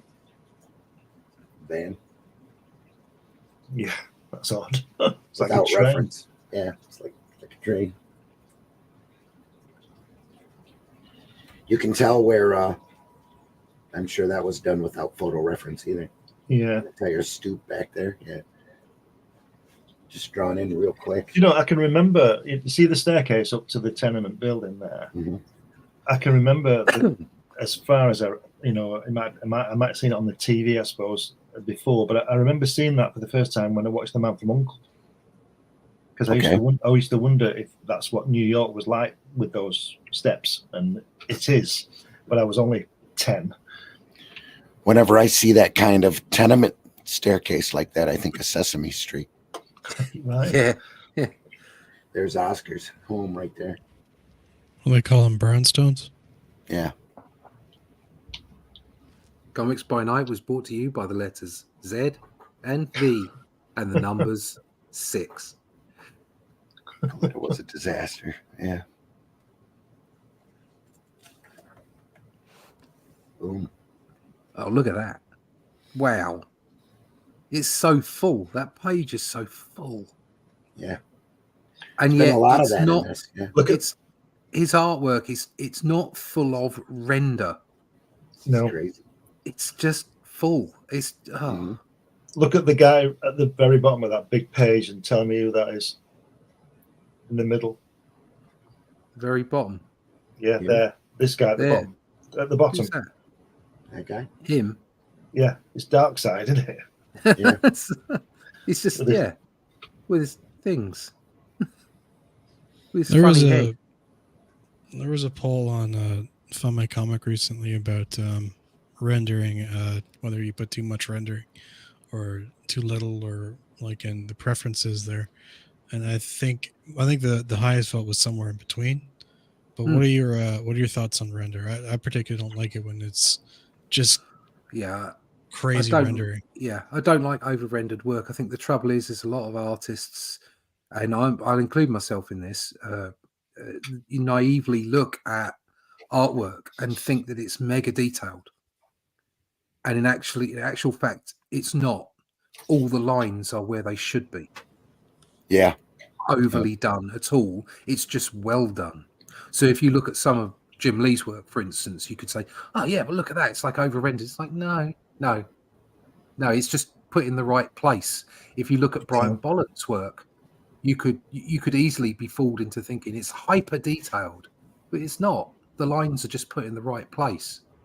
And that's what I find with all the greats, all the true genius material artists are those that give the impression of detail, but are simply using the space and the lines in the appropriate way.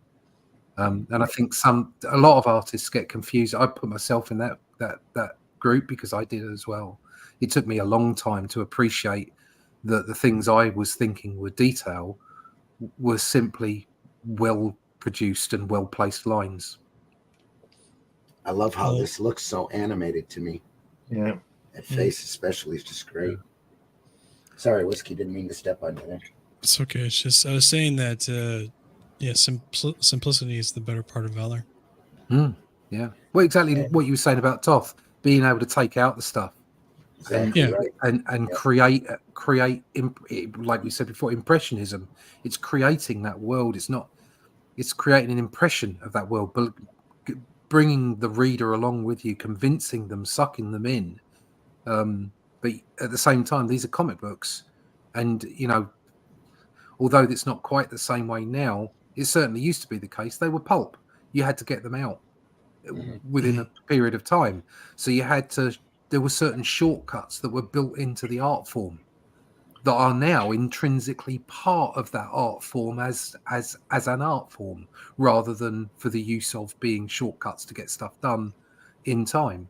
So it's funny how these things develop, but I think the best art is where people know what to leave out. Yeah. And there's a lot to be said for that period too, because that's where really your individual style pops out of. You look at people like Robbins and Lee Elias and Jim Aparo is another great example where they're on such a hard deadline, but they're drawing so incredibly competently that their style is just you can look at Wrightson. You could say, I'm going to use Wrightson as a counter to your argument, Russ. But I would argue that Wrightson, you look at his work, and it's rendered, it's highly rendered, highly worked on, but there isn't a line out of place. No, Nothing is there that isn't used. Nothing is there without a purpose, and that's the point. How much of that you use is up to you as to how quickly you want to produce the work. But there's nothing that isn't there without a purpose. Yeah. We looked at Mike. I can never pronounce his name. Mike Mignola. His work. Yeah. He's a great example of economy of line, but he also uses economy of color too. Yes. His colors. Whoever does the colors in so much of his work, I mean, especially the Hellboy stuff, is just brilliant. Yeah, because he's not crazy on the rendering either. He just kind of just does it. Yeah. Well, I would liken him. I would push him more towards the Kirby end of the scale. I think that's the kind of feel he embodies. Sometime really soon, we'll take a look at his Fafford and Gray Mouser material. Just quickly, some great stuff. Just quickly go back a page and look at the left-hand page. It's like it's been produced before he's decided to do any blacks on it. It's almost like a layout on the left-hand side, apart from the fact that the girls turned into Commandy. Some of this is rougher than others, yeah. Jack must have had a flashback. Forgot. We need to get Gil Kane in to draw this woman. Yeah. It's still very good though, isn't it? Yeah. I'm sure I'd like to have seen that in pencil. Again, he's not spotted the blacks, has he? No. Or so much. Should we stop or speed up? I think we should stop. All right. Because we don't want to. We can always pop something else in, can't we? Giggity. Yeah, it's getting really good again, isn't it? It's picked up a bit. It went off a bit. Yeah, it's picked up a bit. Yeah. Yeah, let's save it for. So I've got an artisan. There's not really. Yeah. Oh, there is. It's the same as we've just been through. We could just take it slow. We can chat. We can talk crap. Talk crap. All right. Let's stop there then. So what we were talking, I've got an artisan Hellboy actually with big black and whites, and we should go through that at some point. Oh yeah. I'm looking through it now. Yeah, we definitely need to. Yeah. Okay. No problem. We'll wait. Just for your information, guys, his name is Mignola. Mignola. To silence a Y on the G, that's like sort of a Spanish thing. Mignola. Yeah.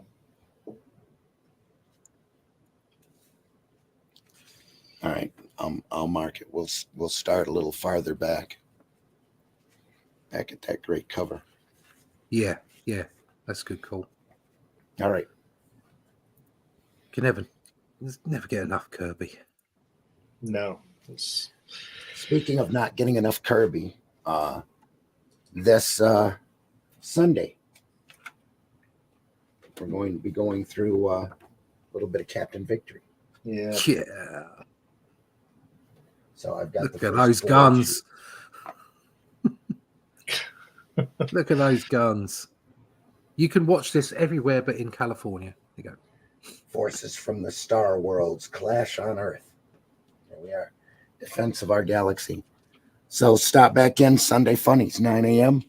This Sunday, hopefully my voice will be better. And we'll go over them Captain Victories.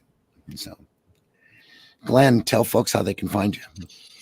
Yeah, you can find me on here on Friday and with Randy on Sunday and the other fellas. And you can find all my work on Amazon. You can get a copy of this from New Haven Press if you want it, or New Haven Publishing, sorry.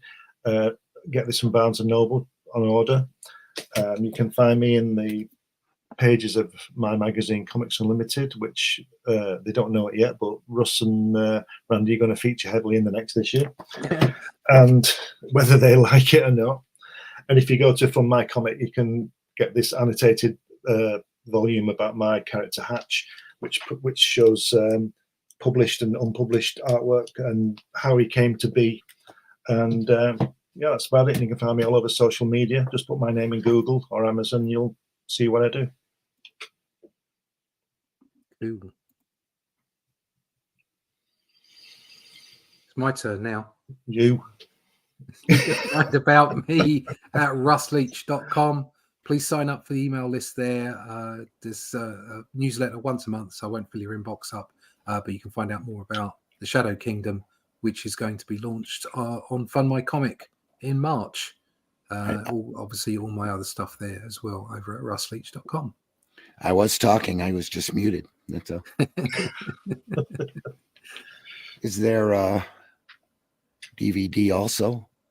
For what, HR? There is for my Jack Kirby book, yeah. Yeah, for the book, yeah. Get that from me. HR also says minimalism, airy, clean, one line too much, makes it heavy and balanced. You can Balance defined, yep. See the final cover for that. There you go. There's the inked version. Get that. Lovely. It's going to be such a great product.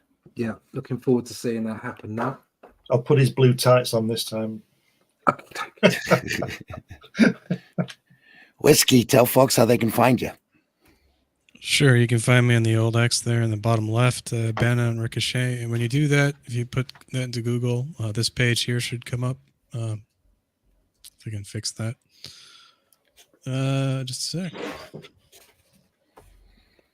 All right. Hang on one second. Got it. All right. Almost got it. No, I don't got it. Anyways, that comes up. You might see some of the art there. If you click on the link at the top, some art will show up. That's what I do. Nice. There we are. Yeah. Oh, there's looking good.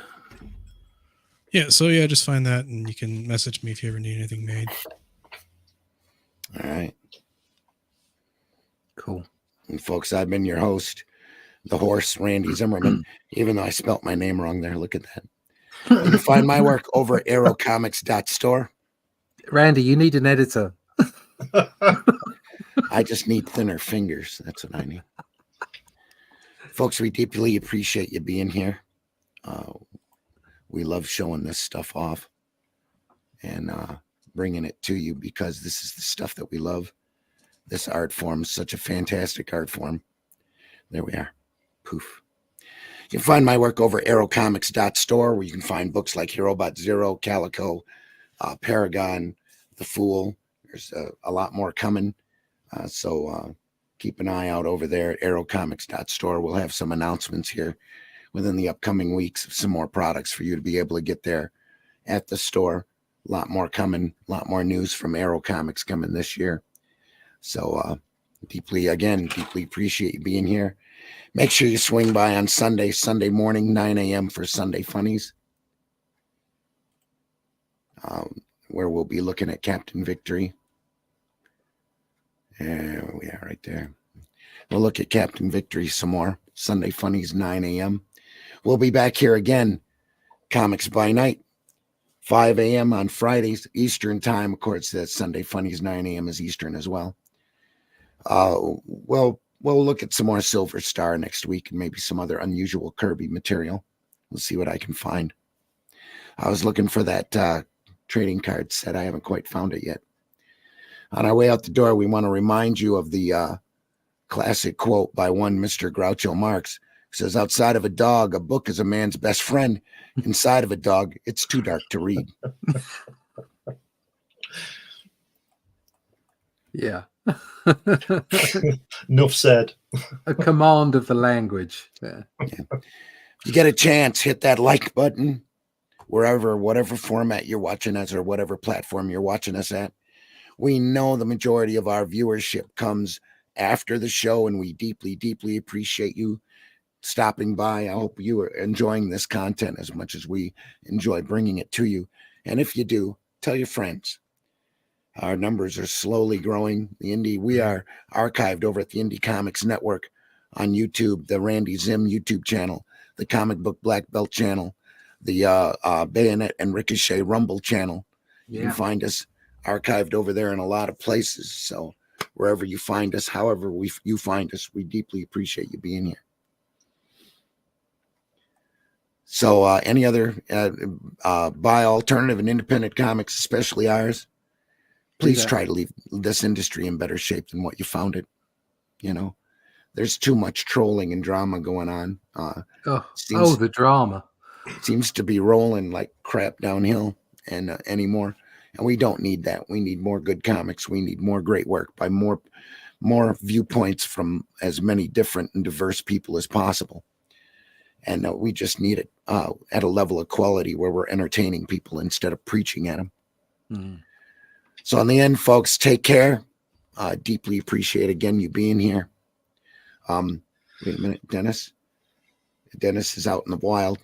You see something? That is a golden-cheeked warbler. I've been missing that one. Check. Holy shit. That is the craziest thing I have ever seen. And I'm Dennis Quaid, and Dennis Quaid has seen some shit.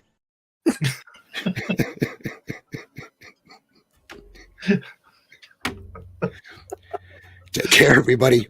See you. I love referring to himself in the third person. That's so Trump. The views and opinions expressed within the video content found on the Indie Comics Network are those of the speakers and do not necessarily reflect the views or positions of the Indie Comics Network or its sponsors. Once more, by popular demand. That is a golden-cheeked warbler. I've been missing that one. Check. Holy shit. That is the craziest thing I have ever seen. And I'm Dennis Quaid, and Dennis Quaid has seen some shit. If you look at something and there's nothing there, what's the difference of figuring out what it was in the first place? Go to the biscuit. Take care, everybody. See you on Sunday. Taste the biscuit. Taste the goodness of the biscuit.